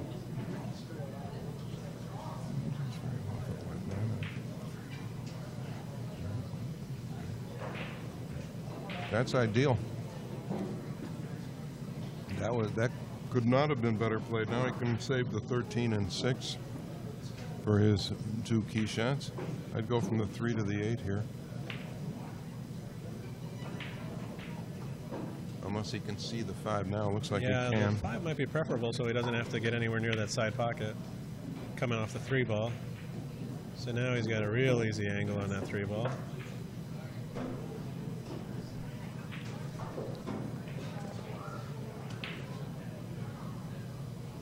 I guess it would be number of ways to go. At this point, I would make it 3-2-8, 13-6. So I'm thinking 3-13. 13, unless you get just a I think horrible that angle. the 13 is too valuable to get you on the 6. You can All go right. from the 2 to Yeah, I the 8 see here, what and you're I'll have to saying. go from the 8 to the 13, but that shouldn't be a problem. You want some dead draw here so that the cue ball goes straight up the center of the table to get you the 8, and then you have an angle on the 8 to come across from the 13, and you're out.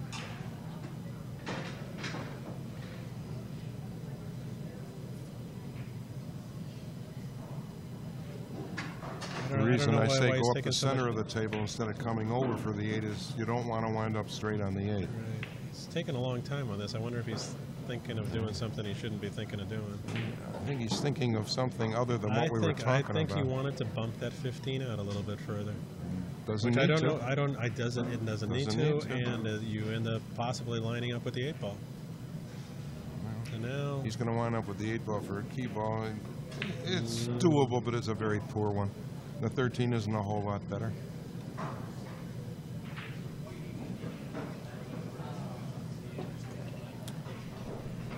Jeff showed me. Actually, is he saving the 8 ball? I guess he is. What's he doing? Yeah. Hey, side pocket. No, he's all right. Jeff the other day showed me a smartphone app for actually scoring straight pool. Well, I saw that. And He by had the inning, either high run and it looked like an iPad that he had out or a tablet, and it was pretty nice. It it kept reminds the you score nice. I could see it from a when table your away. opponent has fouled and everything else. Well, I didn't care for any of that. I would much rather have seen him leave the 15 for a break ball there. I'm not sure I understand that at all. Now, Ron Shepard, who was your booth mate a little while ago, was telling me about an app for a 3 cushion where if you're Shows you how to play the shot. shows you how to play the shot. You plug in the coordinates of the 3 balls, and it makes suggestions to you. Yeah, some of its suggestions are pretty far-fetched. It gets a majority of the shots right, simplistic shots, but some of its solutions are simply not feasible. But still, it's a smartphone, so what the hell? Jeff was almost ready to wreck the balls again at the wrong end of the table. All right, so Jeff improves his score to, looks like, going to be 79.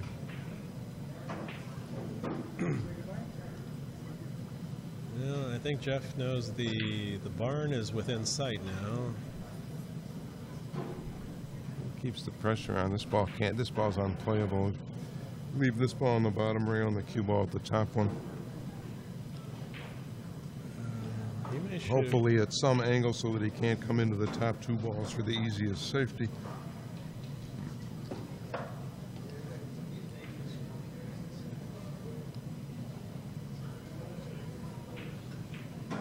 I think one of the hardest things to do on a shot like this is to get enough speed without making that cue ball hop enough to miss the shot. All you do is cut it thin enough. there you go. Well, you can do this too, but there's a safety into the side of the stack here.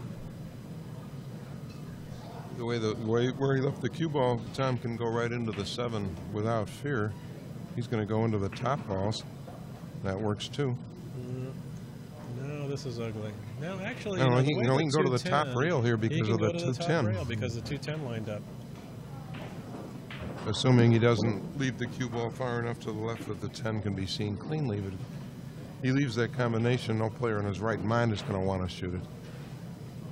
He has to make sure that this 9 ball over here closest to him isn't dead. It doesn't appear to be. One thing he doesn't want to do is come up short. Make sure that ball gets to the It's rail. gotta hit the rail. That's non-negotiable, and he did.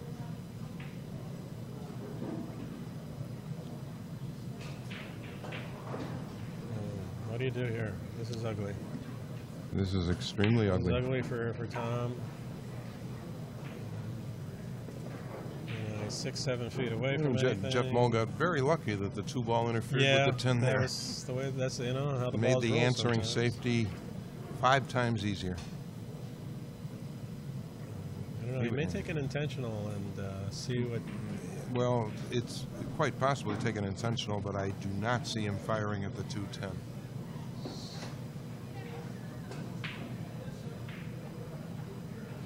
We're still arguing about the dead one in the not stack. that. You know what he might do here? Look at how the 310 lies for the other side pocket. He hasn't taken a look at it yet.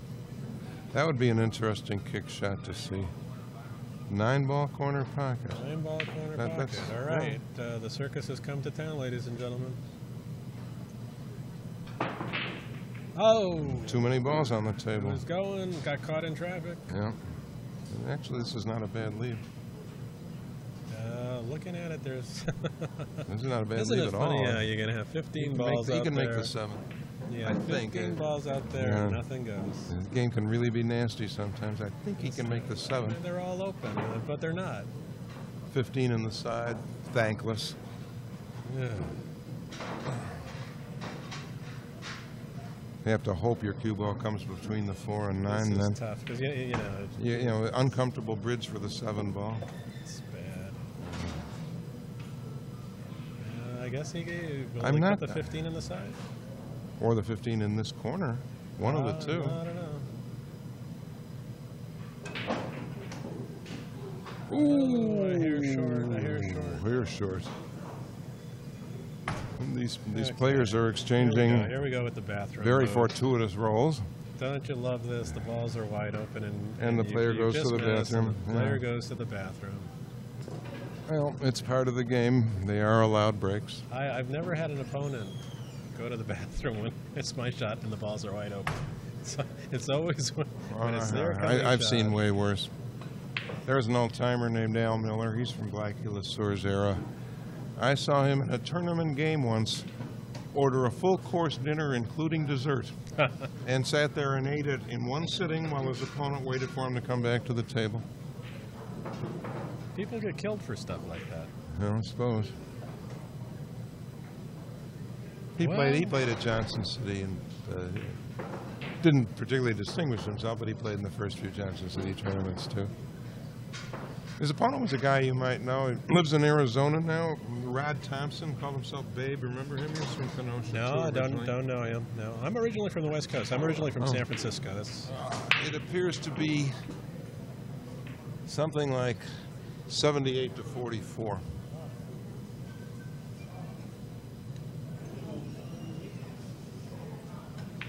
Still, there's something to be said for having the cool to go to the bathroom and wash your hands and splash water on your face the way Fats did in The Hustler.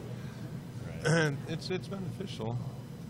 If it's beneficial to you, it can be beneficial. It can be harmful. It's all in what's in between your ears.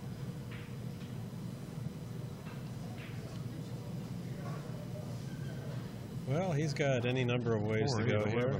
Do you get rid of the 7 first? Get rid of that? Absolutely.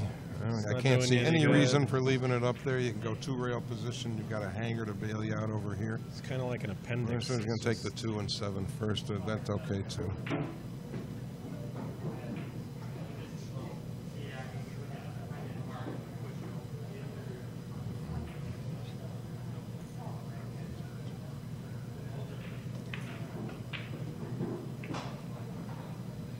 Well, he's got the perfect opportunity to get back in rhythm here. He's got You would think so. Plenty of balls open, hardly any problems balls. except for the 3-8. And I know, I'm sure those horrific misses, 3 in a row almost, that's in the back of the mind. You got to put that out of your mind. You can't get the ball back, and it's your turn to shoot, so get up there and do the best you can. Yeah, I'm sure he wanted to get on that 12 ball. On the 13-5, 13-5 10 will be saved fine. him. 13-5, 10 will be fine. Options. It'll be fine. It'll be on the 1. Goes to the rail, comes back out. Kind of overshot position on the 5, so... He's going to leave the 5 for now. It could be a break shot if he needs it to be. But he's probably going to manufacture a break shot with the 1 ball here. Right. Here's a perfect opportunity to do something, provided the 9 passes. Oh, the 9 looks like it's got plenty of room to pass. Plenty of room, so He's got to solve the 3-8. And that's what he did. I hope he can see the 9 now. Because he can't see anything else. And he's jacked up. Jacked up isn't too horrendous a problem given that the shot's only 2 feet long. He's very lucky he could see the edge of the 9. And fall straight on to the 4 ball, which is... Well, it'd be nice if he could draw here to get the 3-8 apart, but I don't think he'll try. Should have come farther So out what are we with that doing one. here? What is this? He should have come farther out for the 12 so that he could follow eight the must 12 and pass. separate the 3 and ace. Now he's got to use the 11 to do that. And I'm not sure that he can. Running out of time to get those 2 balls open. He's had plenty of balls to use to get the 2 balls open, but as I've been saying throughout the afternoon, he should have been coming after them sooner rather than later. When he had the 4 ball straight in, he might have thought about a half-mass say to draw. You don't need to separate them much. The 14 ball's your insurance ball. Straight pool players talk about problem balls, problem clusters, and they just get worse. They grow. The longer you leave them go, the problem, the nature of the problem. The game imitates life. You're supposed to solve your problems sooner rather than later. They just get uglier and uglier. And that's the wrong side of the ball, I think. I mean, maybe he got the right angle. Well, he'll be able to do something either he might with be this able to ball or force the follow. next. He might be able to force follow into those 2 balls. No, he missed him. You know, the ball jumped up, so he didn't get the traction that he was expecting. When you hit the ball that hard, you jump it out of the intended trajectory. He's going to have to hope to come up straight in on this 14 so that he can draw back for the 3 and 8. I don't think he's going to hit him here. Unless he draws back to the side rail like that. Yeah. They're apart. They're apart. Not very You can't attractively, say but they're much apart. about it. The 8 ball can be made, but nobody knows where the 3 will end up. He can't avoid the 3. 3 rolls off to the side rail. If he's lucky, it heads towards the side pocket. I don't think the cue ball stays for the 14. No, it does, but no luck on the 3 ball. Well, virtually impossible to predict its final resting place and come into it that full. He'll have a safety after this.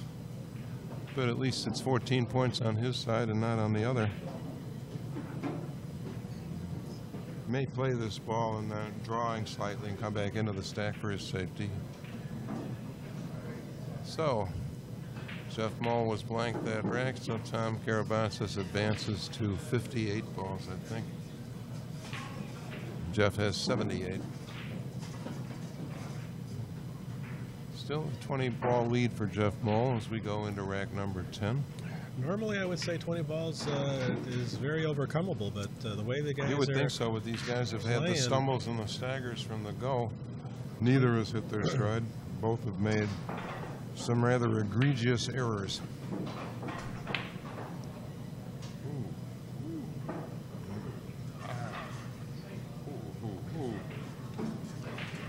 Hi, Jeff. How you doing?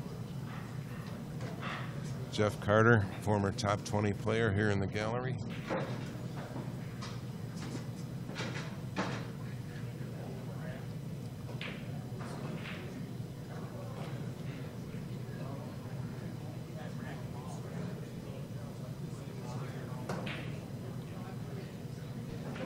What to do, what to do.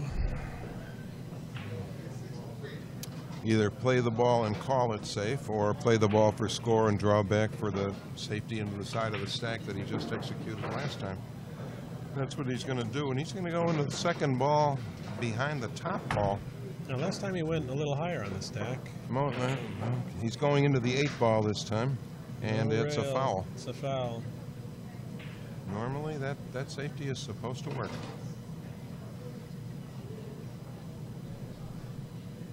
So back to 50, I guess he started with 59, back to 58 for Tom Karabatsos. And of course he has the first foul. Wouldn't be surprised to see Jeff stick him right there. Yeah, he's just going to leave him there, make sure he doesn't Shut him off leave the completely 15. from the 15, Yeah, which is no, a good no idea. play on the 15 now, which was a real smart move because, you know, he could have just And this is still a left him a smart move. safety This off is a the smart 15. move Tom is pulling here too. If you're going to get in this kind of a jackpot, make sure your opponent has 2 scratches too, because you never know what he's going to do when he gets back to the table. Jeff puts him back where it was. He reminds his opponent he is on 2 fouls as required. Tom is probably going to try and kick at the 15 and wind up under it. I don't see anything else. Well, you may just leave him long. Try and You leave just him may give long him on a the blood 7. test on the 7. Well, that's what he's going to do.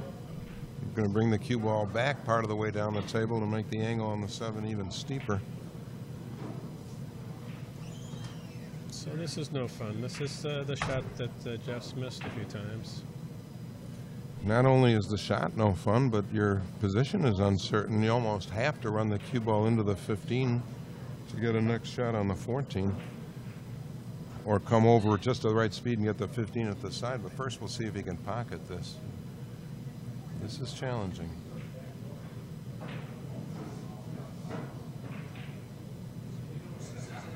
He missed it by quite a bit. Overcut it quite a bit.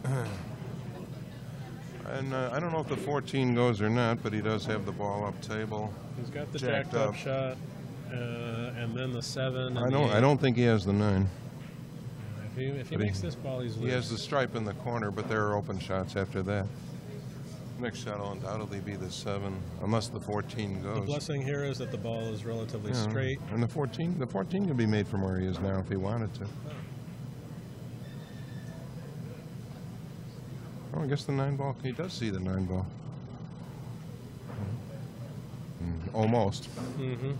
He doesn't like that. I think he's going to That's been waved off. He's going to go with this. And he needs to avoid following straight after it, or he'll snooker himself on the 7. So he needs to hope that the 14 will go for his next shot. Or the 8. The 8, if he gets far enough up table, yes. Depending on the angle that he's got, I can't tell. Yeah, he's got it.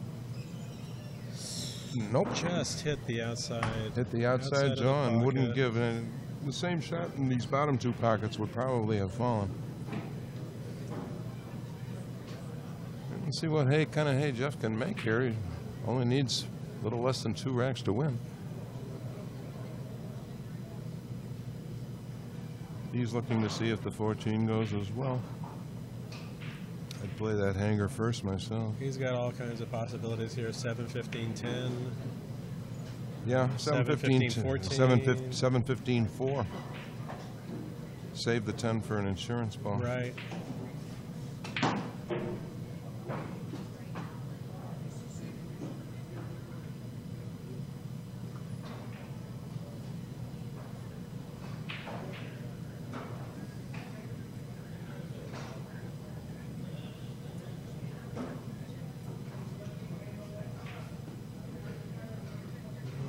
He's playing decision for the 14.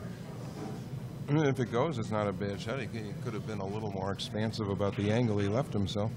I think his problem is going to be that 1-6. You know, if he doesn't clip that, that could remain. And admittedly, he can move a lot of things. He can draw the ball cleanly into the 15 with that hanger up in the corner for an insurance ball. Or he can play this with foul. He's going forward. And hope to separate the 1, 6, 4, and 10, and that's what he did. There you go. Those opened up nice. They opened up nicely. 10 will not be easy for him to reach, but it should be available. Should be doable. And what he should do is draw to get himself on the other side of the 6 and 4. So you wouldn't lay it down on the rail to get the 2? You can do that too. You might have too If much you do angle it to my do way, that. you Yeah. save the 2 as a safety valve shot. Yeah. You can do this too. It's not as good for that reason. For that reason, it's not as good. I don't think he's going to be a happy camper from that. I'm not sure the 1 comes by the 2. And bless your foot.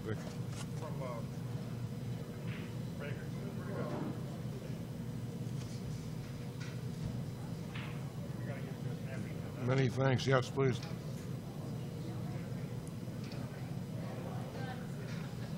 Freddie the Beard's catering truck just pulled up. And, looks like pretty good pizza. Looks like pretty good pizza. Would you like some? No, I'm good. I'm good.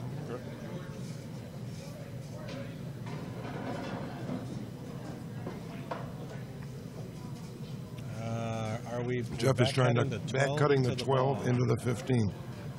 Thank you very much. And I believe he made it. He did. But he put himself back where he started. I believe he has the 13 on the side now. I think it's hard to tell. He may have the 6-2 combination. He may have the 2-ball clean.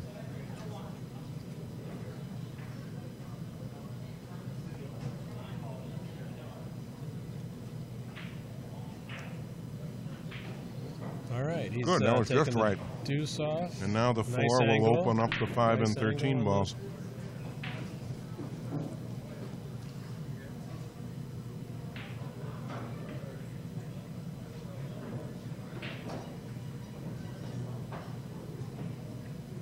Not totally happy with that. I mean, it's not terrible, but I know he would have liked to have gotten a little more air between those balls. But he's okay. He may need to get on the other side of them now because all 3 are available Right. to the lower left-hand pocket. He should probably go from the 9 to the 12 and get that 12 out of the way. And we can see the 6.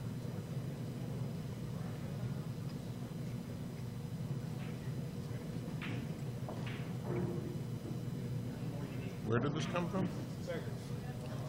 We recommend pizza from Beggars.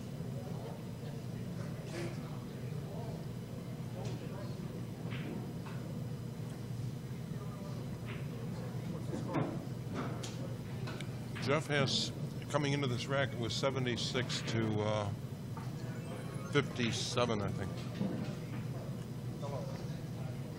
Well, he's going to shoot this one off and probably go Go to the other end of the table, for the 12. so that way he has some options to get in line with those 3 balls that are lined up diagonally. Not the And greatest angle on the 12. Not a good angle at all. On this table, it's really hard to get that cue ball out of that And corner. I don't know if the 9 goes by the 8, even This if is he does. tough to do. He might have enough angle to stun it straight. Well, what he'd like to do is come straight down the table Right, and get on straight this down side of table. the 13-5. 2 rails, I don't know. And stay out of the drink. He managed that. No, I guess he made that 3-ball combination, or if the 9 goes, he shoots the 9. Neither is particularly attractive. That combo. Maybe he's got a 3-ball combo. Where does the cue ball go? Worked out. Worked out. Yeah, he can play for a stop shot on the 13. 9-ball on the side would be his break.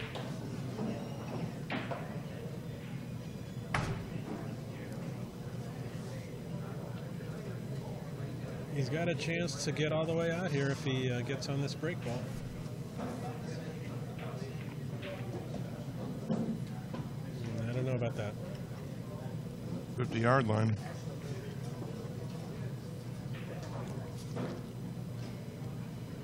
Makeable, but I can't imagine how the cue ball's going to avoid the 9. Well, no, it's not conceivable. I was going to suggest 2 rails out of the corner to get on, lay the cue ball on the side rail for the 13 break. He's going to play. He's going to make sure he gets this ball and stays in control. Okay. You know, No- matter no what, break he's, shot, he's but still he's- in control. And he's up to 90. He can shoot the ball. He can play it safe. He hasn't lost control. He's got to make. He's going to make Tom fight his way out of the box he's in. Only needs 10 more. But it's improbable that he will begin that run with there he goes, racking the balls at the wrong end of the table again. That's the 4th time this game. But old habits die hard.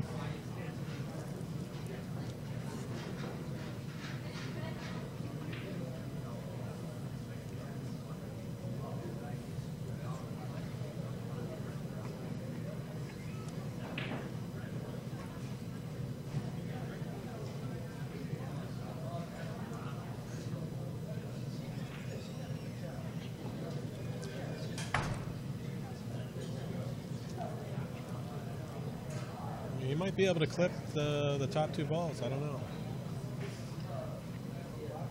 Cut is way too thin. Too thin? I think so.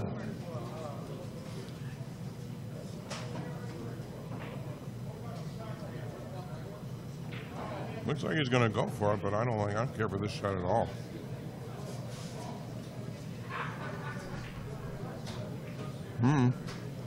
I wasn't looking for him to be broken that way, but you No, can't neither. argue with the success. He could have gotten a more generous lead for his efforts. Well, he's 9 balls away from the finish line here. And only 2 balls are loose.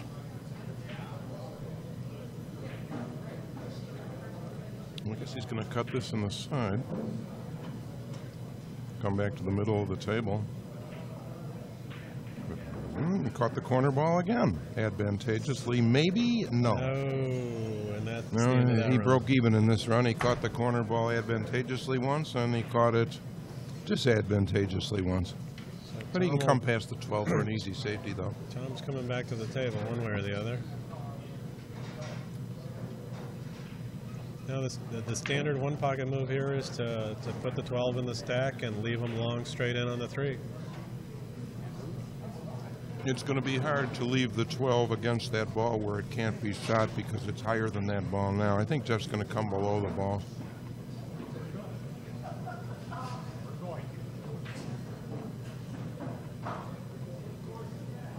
I'd rather see him push the 12 ball over to where that head ball can't be made in the side anymore and leave the cue ball down here. Because he's going to do what you suggested.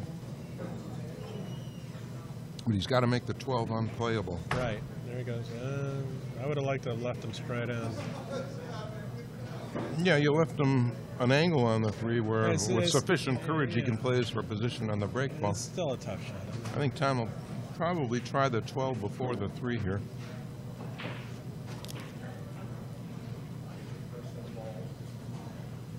Tom is not happy about the beads again. There's some issue with the beads. There's somebody said that the beads are short 1 on one side and plus 1 on another side. I really haven't counted them. But as we're looking at it now, it's 91 to 58, and Tom is at the crossroads of winning or losing here.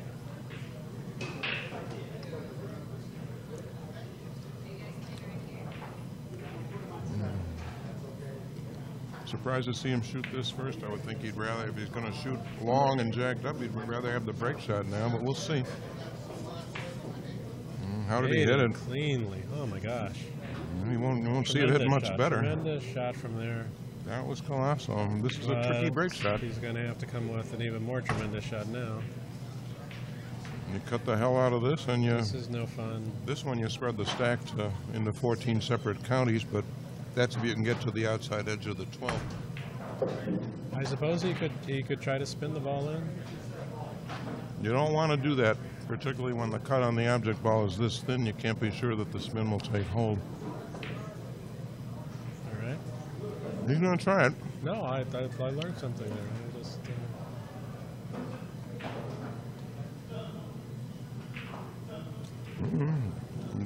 Wonderful control in hitting the Great shot. He could have been control. forgiven That's for amazing, blasting yeah. that ball. Looks like the 1 will go. And there, in fact, if he can shoot the 6, he'd be better advised to shoot the 6. That's all right.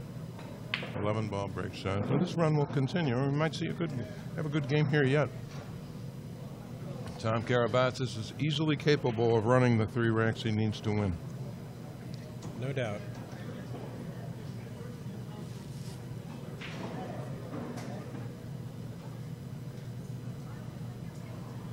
Of course, the 4 balls in the center of the spot area there are his concern right now. It's conceivable he could And try how to draw get into them. He might draw into him. No, he's I playing don't this ball in the corner, I think. The draw the cue ball. Can he? No, he can't get the draw.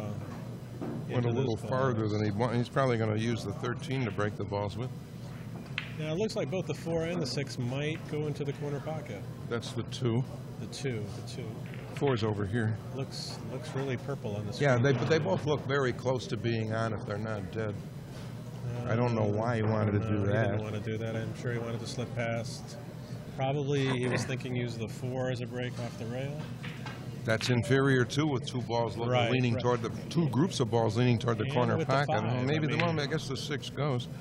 You know, you come into the 5 ball, which is the biggest target there, and you know you go to the. It's going to go to either way. It sure looks like the 6 could have been made in the left-hand pocket. Now he's going to have to shoot it in the right. Use the 4 ball to get position on the 5 and bump either the 2 or the 8 into break shot position, I guess.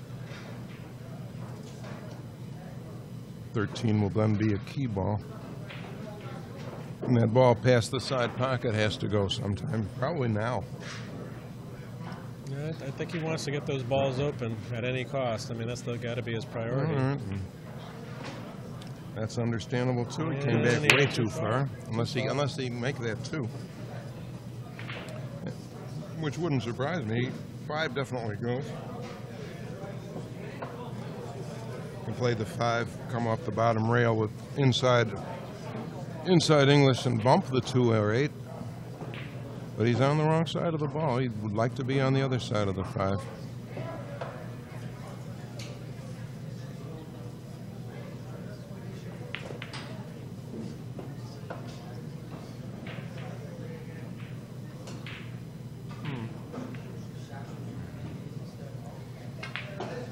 Could be he's thinking about leaving the cue ball in the rack too and playing that Dean ball as a break shot next time. In which case he would like to have been a little straighter on this ball than he is. Well, I don't know if he can hold this shot to... I don't think he can. He's thinking about where he's going to bump the 8 to. Well, bump. He's got to bump, and he's got to leave himself a shot here. So he's got... well, if he moves the 8 ball, the 2 will be open. Depends on the speed. No, that's not useful. He can make the 8 on the side. But he's obviously playing to leave the cue ball in the rack here somehow. He's coming at it a hard way. Maybe he's going to push the 2 out a little farther this time. Can't tell from this angle. Well, he's going to go for the rack. Go for the rack. Going to leave himself a green leaf break shot. John Schmidt likes that side pocket break shot too.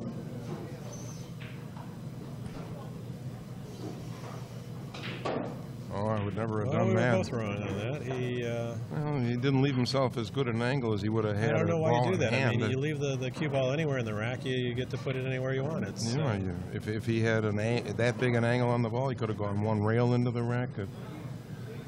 He didn't get the best of that, but he does have barely enough room for a backswing and an angle on the shot. Trouble is with coming into the side of the stack at that angle is it's perilous. That bottom right pocket beckons.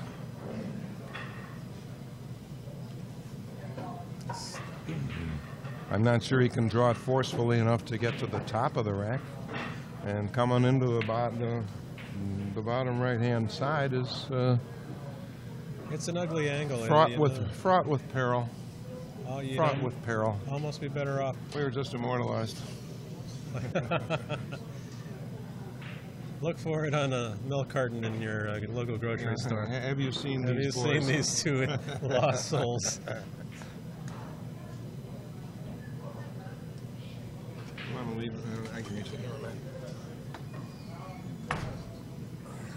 Well, this is an ugly angle. It's an ugly angle with the cue ball. Cue ball's too close to the rail. The side pocket gets really tiny. All right. No, if you just want to make the pocket's bigger, but... Karabatsos picks up an additional 12, so he's at 70. And Jeff Mohl remains stuck at 92, I believe. 91 now. 91 or 2.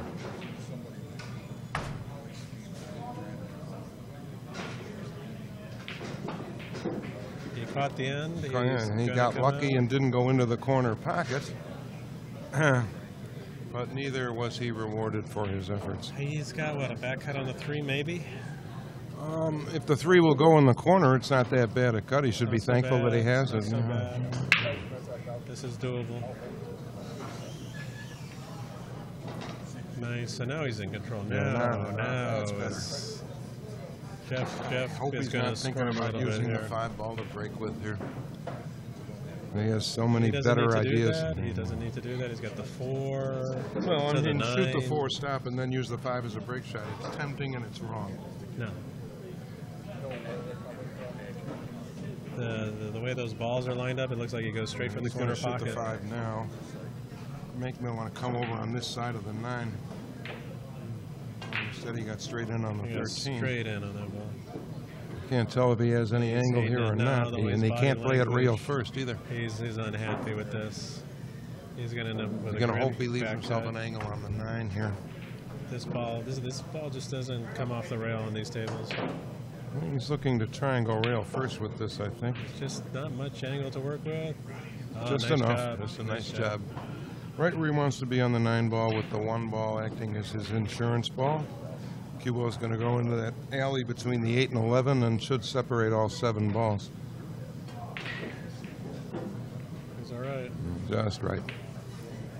Nothing came past the side pocket. 8 and the stripe next to it need to be separated slightly, but he can use the 11 ball to do that. He doesn't have any serious problem here. No, there's no problems at all. Going for the 2. He's going to go 2-4-11. 2-4. 2-4-11. Bump Could the go 8, 1. save the 1. He could go 1 now after the 4. And Yeah, and bump the 8 out of the way, open Could up do it that that way, group too. of 3. Could do it that way too.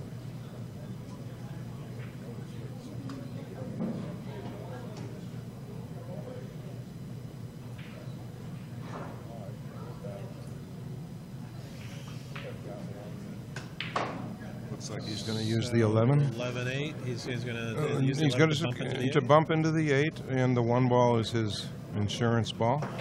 All the other balls are above it. He should be golden here. He's going forward, though. He hit I it don't know way what- too hard, what and he was missed that? the ball by a mile. Why did he go forward? I don't know. Why would you Inexplicable. go forward on that? That was inexplicable. Did he leave the 8-7 dead in the side, too? Jeff Mohl, I don't think he has enough balls left on the table to win this rack, but there's he's no better- excuse for giving the ball back, the better table get back one to your up. opponent. You got to get 3-6, there's one 8 on the table, and he needs, I think, 9. You got to collect these balls no matter what. Well, that's why I was asking if the 8-7 was dead so that he has a easier starting position. He's got to get a ball out of the next rack, and there's no ready break shot except for maybe the 1 ball.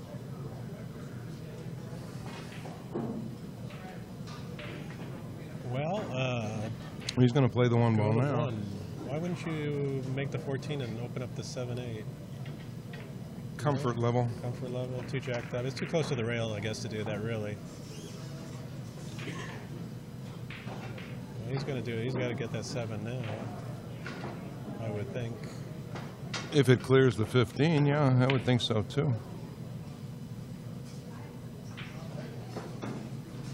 She's addressing it as though it does.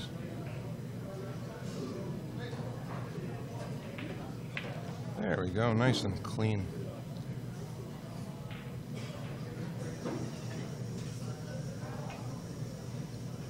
I guess he's going to save the 14 and 6.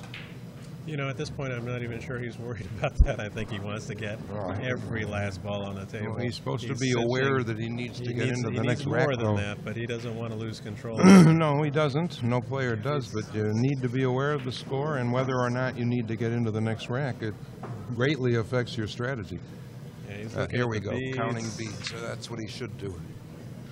If it doesn't make you too scared to know what the score is. Right. Sometimes that's a bad thing. Sometimes that's the worst thing you can do. Better off just firing away on all cylinders. Yeah, just loosening up and say, I didn't know I needed that many. But you don't have to know. All you have to do is get there. Yeah. I think it's going to be 6, 11, 12 and save the 8 ball on the side for a break. Eee. Boy, that was casual, wasn't it, Yeah. Louie? You shouldn't be fiddling with the pocket jaws at all.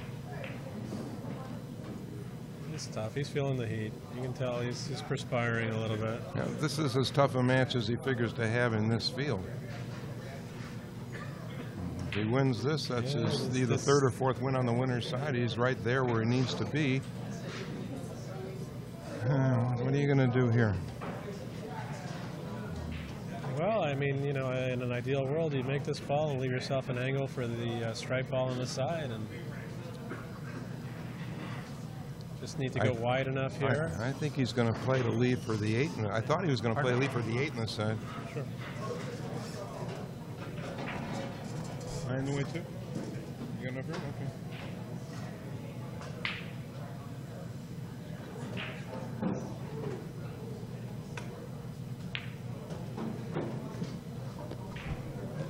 And Jeff Mohl is successful in getting on the break ball. I believe he needs to make the break ball and 1 more to win.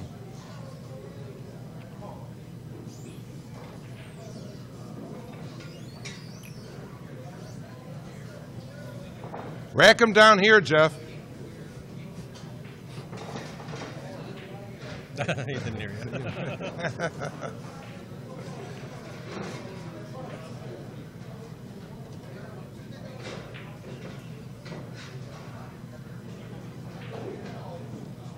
Six, seven. He made. I'm pretty sure he needs the break ball and one more. Well, what are the perils here? I mean, you could get stuck to the top of the rack.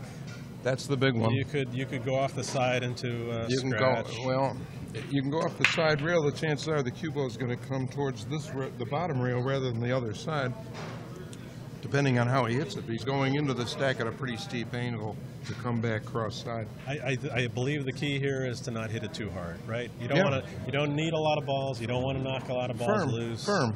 So even if you shot. hit the top ball and the corner ball is the only one to come out, that's the one you need to win. So you don't have to have yucca flats here. All you need to do is pocket this and get one ball loose. You want that and what you properly focus on here are the cue ball and the object ball, and you forget about the stack. Let the stack take care of itself. It's got a nice angle. This is not make so the bad. ball, get the cue ball in the clear, and the object balls take care of themselves. Yeah. And now he's got this hellish safety. Got to jack up over 3 balls to make the only loose ball, unless he wants to bank the 12. I'm not sure he can even see the 12 to bank it. I don't think he can. I don't think he can see enough of it. I suppose he could get jiggy with it and bank it, maybe? That's what I'm talking about. Oh, banking it. Banking it. It's certainly more attractive than jacking up over 3 or 4 balls for that 8 ball. Right. And that's what he's going to do. There he's going. You called it. And what will he do with the cue ball? I'd be following for the 2 next. I would be drawing. You're going to draw. You'll never get the balls loose drawing the cue ball. No, not to loosen, to get that just to hold the cue ball. That stripe that's loose there at the bottom of the rack. Oh, well, he drew. Might have been a foul. I don't think he's going to call it because he doesn't want an argument. What was the foul? Where was the foul? I think when the cue ball hit the object ball, he ran into his Q-tip a little bit. Really? I really didn't see that. I'd have to see it in slow motion. We don't have replay, but Jeff does have shots. The way it hit and sounded and looked, I shot it awfully fast. I felt there was a foul there, but we'll never know.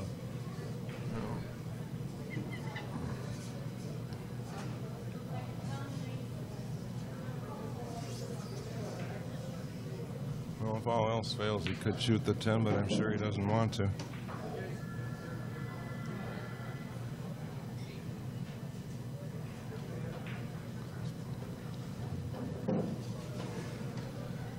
Hoping against hope that the 7 goes off the 2, but it doesn't. I guess he's cutting this ball. He's going to cut the ball, and one of the balls up table will be his out ball. Of course, it's an automatic path back down to the corner. No, he's all right. This is if he doesn't get frozen on that ball. Well, now he's got the 3 ball to shoot for game. Of course, he would have much rather had the 8 ball straight in. But well, sure, he would rather not be anywhere near the 8 ball. They didn't have to hit it quite that hard, but that's what anxiety does to you. We'll see, right, well, we'll see if he overcuts this. We'll see if he overcuts this. He undercuts it. That's what he's been doing. Oh, well, he was there. There it is. Good out ball for Jeff Mohl. What wound up as a pretty close match. Could have been better played. Well, before they cut off our electricity here, George, I want to say thank you. Good to see you again, Lou. Pleasure doing the game with you. Enjoyed it very, very much, and I learned a couple of things too. So it's a win-win. And to all the AZ monsters out there, good night to you and all ships at sea. All right.